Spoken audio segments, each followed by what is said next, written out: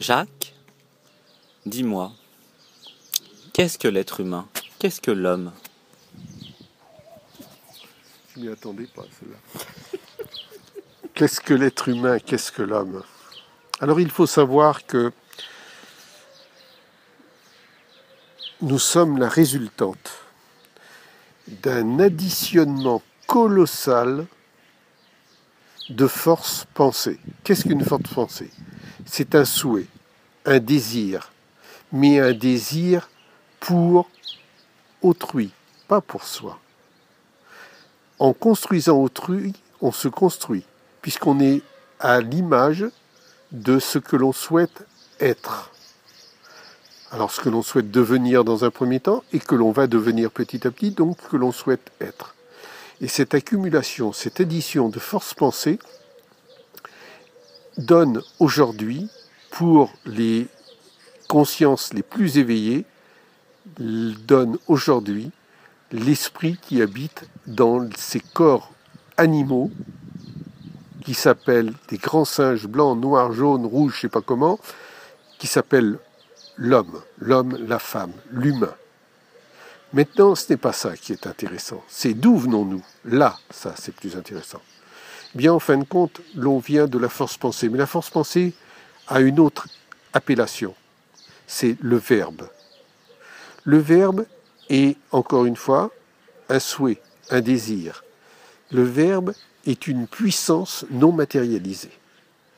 Et ce verbe, comme il vous est dit dans le Coran, la Bhagavad Gita, la Torah, la Bible, le Tao, le verbe, en fin de compte, était avec Dieu, virgule, était Dieu. Alors, il faudra reparler de tout ça, parce que tous ces mots qui sont pris, dont je prononce, que je prononce, sont en fin de compte des mots qu'il faut décoder pour bien les comprendre. Et quand on les décode, on s'aperçoit que chaque phrase a un sens tout à fait différent de celui que l'on croit, le verbe croire, en fonction de ce qui nous a été enseigné. Et ça, pour avoir été saigné, on nous a très bien saigné. Or, le verbe doit soigner, d'où l'expression « la parole qui guérit ». C'est encore un autre sujet auquel nous répondrons quand les questions seront posées. Sébastien, alors, pour toi, qu'est-ce que l'homme? Qu'est-ce que l'être humain? L'homme, l'être humain, est issu de l'évolution.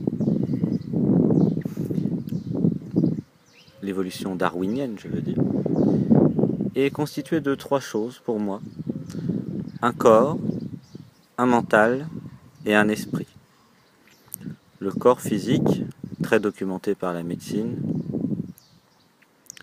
Le mental, tout ce qui est cerveau gauche, les programmations mentales, l'ego.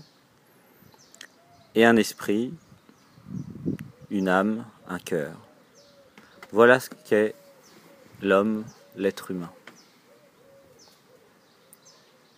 Nous sommes comme des antennes sur pattes, captant les formes pensées dont tu viens de parler, Jacques.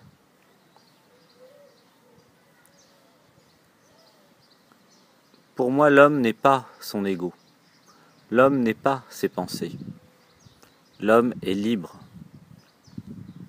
Plus il pourra dissoudre son ego, plus il deviendra libre et plus il pourra équilibrer le corps, le mental et l'esprit. Plus il sera juste.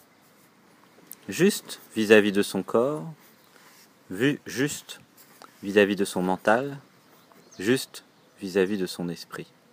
C'est l'équilibre des trois qui peut rendre l'homme heureux. Alors l'homme équilibré peut atteindre le divin qui est en lui. Voilà ce qu'est l'homme, Jacques. Qu'est-ce que l'être humain.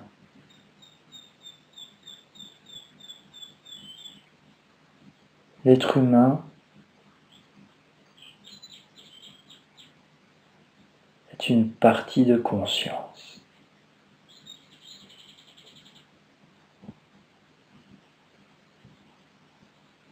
Se découvrant